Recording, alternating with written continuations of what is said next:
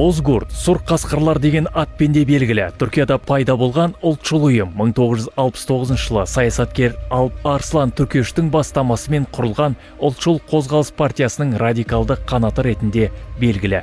Ұйым пантүркизм, түркі мұсылман халықтарының бірігуі және неофашизм идеологиясын ұстанады. Мақсаты түркі ұлттық дәстүрі, мәдениеті мен қоғамдық тәртібіне негізделген ұлы тұран мемлекетін құру.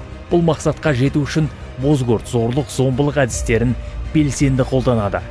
Қазақстан билігі Бозгурт ұйымының радикалды және агрессивті идеологиялары ұлттық қауіпсіздік пен қоғамдық тәртіпке қауіп төндіреді деп санап, оның қызметіне тыйым салды. Қазақстан Республикасы жоғары сотының 2005 жылғы 15 наурыздағы шешіммен сұр қасқырлар экстремистік ұйым ретінде танылып, ел аумағында оның қызметіне ресми түрде тыйым салынды. Бұл шаралар ықтимал экстремистік әрекеттердің алдын алу, тұрақтылық пен қауіпсіздікті сақтау мақсатында қабылданды.